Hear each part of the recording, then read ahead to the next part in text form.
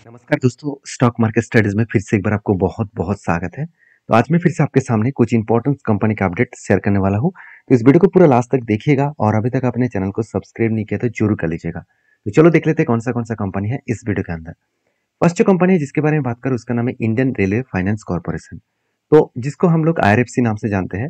तो बेसिकली देखा है तो लास्ट दिन इलेक्शन का रिजल्ट आने के बाद सबसे ज्यादा अगर कोई भी सेक्टर का पिटाई देखने को मिला था वो है रेलवे सेक्टर के ऊपर।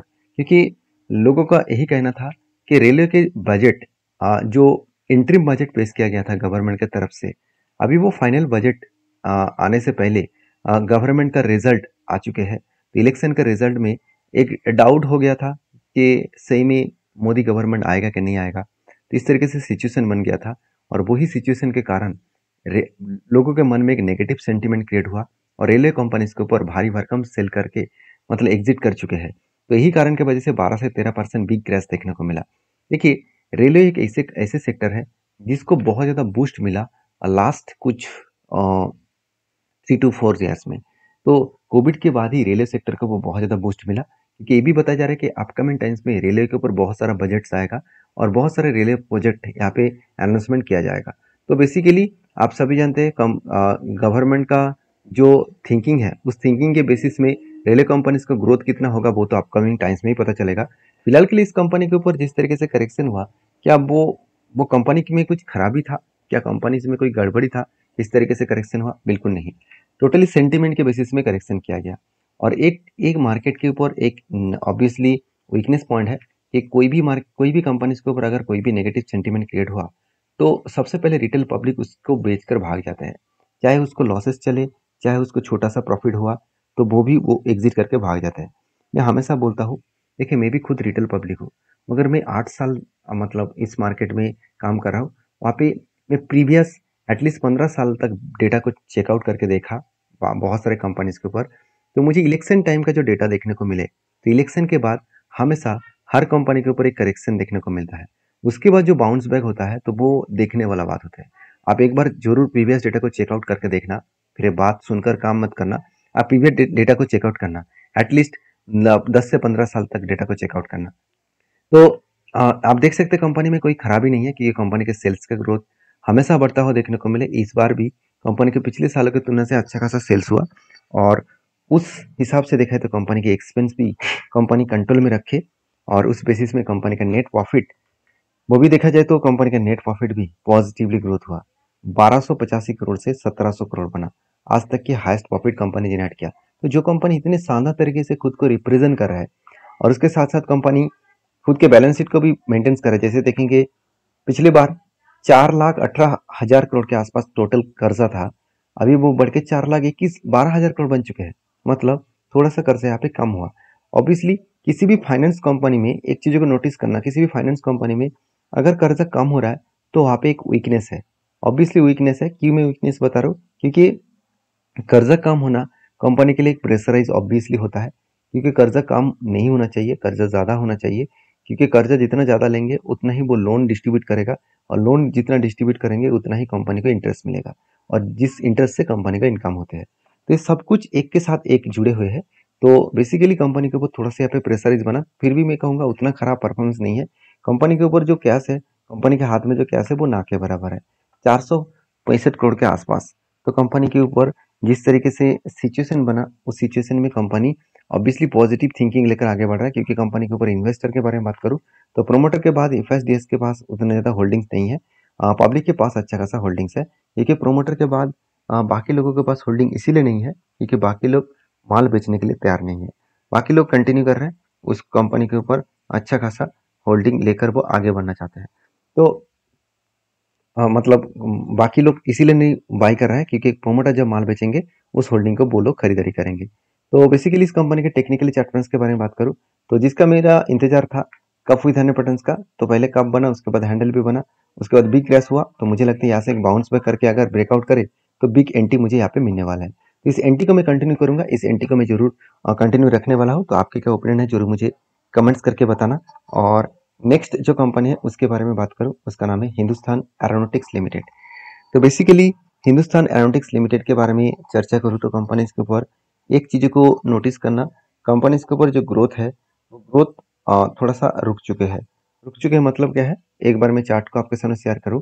देखिए जिस तरीके से कंपनी के ऊपर जंप हुआ था, मैसिव जंप देखने को मिला था, क्योंकि कंपनी एक रेंज के बेसिस में काम किया और फाइनली ब्रेकआउट हुआ, रिटेस्ट किया, तब मैंने इस जगह पे एंट्री लिया और मेरा टारगेट 1:3 रेशियो का था।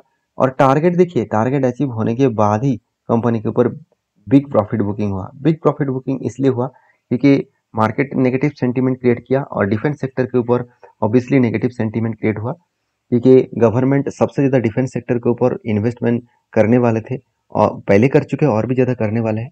तो गवर्नमेंट ही अगर ना रहे तो डिफेंस में इन्वेस्टमेंट कैसा होगा, तो यही सोचकर लोगों के मन में डाउट हुआ और लोगों ने क्या किया, इस कंपनी के ऊपर माल बेचा।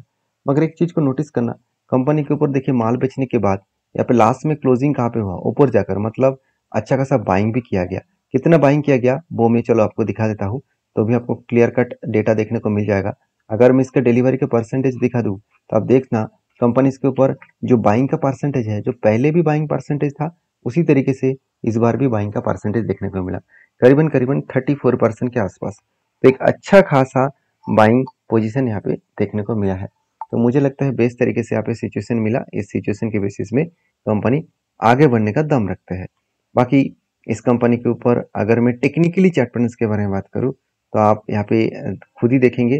तो टेक्निकली चार्ट पैटर्न्स में जिस तरीके से सिचुएशन बना उस हिसाब से लास्ट कुछ फ्यू डेज में जो डिलीवरी उठाया जा रहा है उसी तरीके से डिलीवरी इस बार भी उठाएगा। मतलब कंपनी के अंदर कोई भी दिक्कत नहीं है, उतना ज़्यादा सेलअप नहीं है जिस जिस तरीके से हम लोग सोच रहे हैं।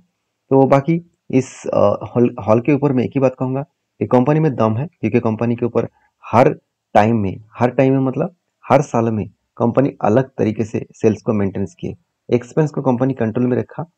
उस बेसिस में कंपनी का नेट प्रॉफिट 1600 करोड़ से 3000 बना, 2800 बना, अभी 4200 करोड़ बना। मतलब इस तरीके से कंपनी नेट प्रॉफिटेबिलिटी को मेंटेन्स किया और इसी प्रॉफिट के ग्रोथ के कारण कंपनी अच्छा खासा एक बूस्ट देखने को मिला है। अभी इस कंपनी के ऊपर सबसे इंपॉर्टेंट पॉइंट क्या है वो मैं आपके साथ शेयर करूंगा। ध्यान से इस चीजों को देखना। कंपनी इस बार हाईएस्टली फिक्स्ड एसेट को परचेज किया।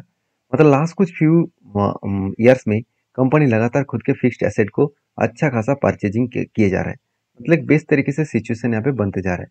तो इसी बेसिस में कंपनी में आगे बढ़ने का दम भी रहेगा, क्योंकि कंपनी इसके ऊपर अगर कैश फ्लो को देखा जाए तो कंपनी का कैश फ्लो कितना देखने को मिला, 8200 करोड़।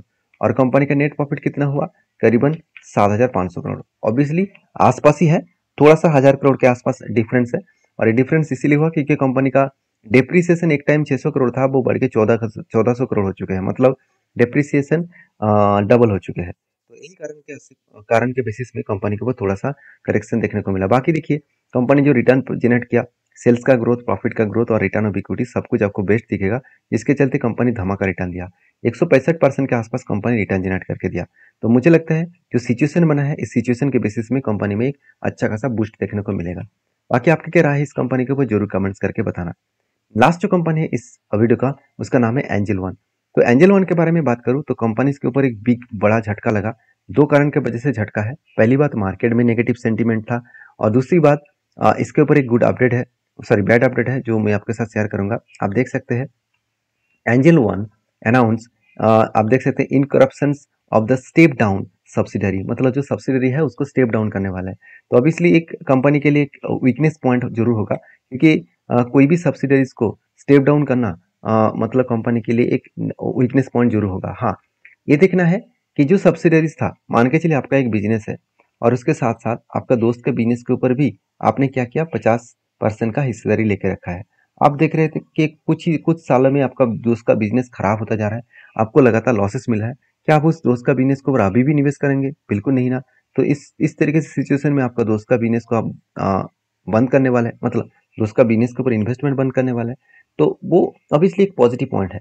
आपको ये देखना है कि एंजल वन ने जो अनाउंसमेंट किया जिस सब्सिडरीज को स्टेप डाउन करने के लिए, तो क्या इसी तरीके से सिचुएशन बना, तो वो देखना बहुत जरूरी है। आप देख सकते हैं angel one one investment manager and जो एडवाइजरी है वो फार्म्स के काम करता है। तो बेसिकली एंजल वन के ऊपर जो पॉइंट्स है वो मैं आपके साथ यहाँ पे रखा हूँ। तो कंपनीज के ऊपर जो ग्रोथ है उसके बारे में चर्चा करूँ तो आप कंपनी के सबसे पहले कैपेक्स को देखेंगे। तो कंपनी के कैपेक्स के बारे में बात करूँ तो देखिए पहले कंपनी का कोई भी कैपेक्स नहीं था। अगर मैं कैपेक्स को अनाउंस करूँ तो कोई भी कंपनी का कैपेक्स नहीं था, एकदम जीरो कैपेक्स था। लास्ट 3 ईयर्स में कंपनी का कैपेक्स धीरे धीरे करके बढ़ता हुआ देखने को मिले। और ओवरऑल 200 करोड़ तक कंपनी का कैपेक्स देखने को मिला। जो पहले कितना था, पहले था 69, उसके बाद बना 100 करोड़, अभी बना 200 करोड़। मतलब कंपनी का कैपेक्स एक शानदार तरीके से यहाँ पे ग्रोथेबल होता हुआ देखने को मिले। तो मुझे लगता है बेस्ट तरीके से एक यहाँ पे क्या हुआ, कंपनी का कैपेक्स अनाउंसमेंट देखने को मिला है। अभी इस कंपनी के ऊपर एक चीज़ों को पहले समझिए, कंपनी के ऊपर जो परफॉर्मेंस है उसको सबसे पहले आपको देखना चाहिए।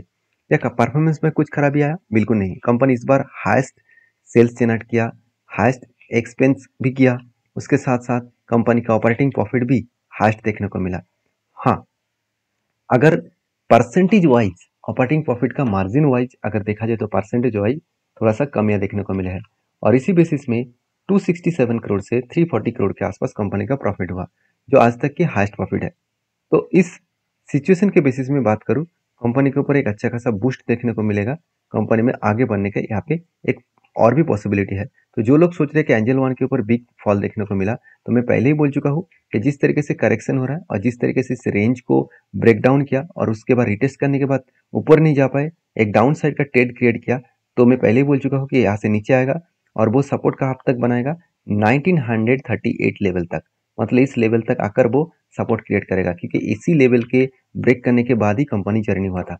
तो सब कुछ इजीली आपको देखने को मिल जाएगा, सब कुछ आपको आसान भाषा में देखने को मिल जाएगा इस चैनल के माध्यम से। तो इस चैनल को सब्सक्राइब करके रखिए और दोस्तों के साथ भी शेयर करिएगा और एक लाइक जरूर कर दीजिएगा। तो नेक्स्ट जो कंपनी है उसके बारे में बात करूँ, उसका नाम है विस्को ट्रेड एसोसिएट लिमिटेड। तो विस्को ट्रेड एसोसिएट लिमिटेड जो 150 करोड़ की कंपनी है, तो कंपनी के ऊपर जल्द से जल्द एक गुड अपडेट आने वाला। कंपनी यहाँ पे 2:1 रेशियो का, सॉरी यहाँ पे जो फेस वैल्यू है कंपनी का 10 रुपया, उसको ब्रेक करके अभी कंपनी 5 रुपया करने वाला है। मतलब कंपनी एक के बदले आपको 2 शेयर देने वाला है। तो जो लोग इस कंपनी के ऊपर बोनस पाना चाहते हैं, तो एक बार डीपली रिसर्च करें। और ये सारे वीडियोस एजुकेशन पर्पस में था, मैं कोई सेबी रजिस्टर्ड पर्सन नहीं हूँ। अगर काम करना है तो आपके रिस्क के हिसाब से आपके सेबी रजिस्टर्ड एडवाइजर के बातचीत सुनकर ही काम करिएगा। मिलते हैं नेक्स्ट वीडियो में, तब तक के लिए धन्यवाद।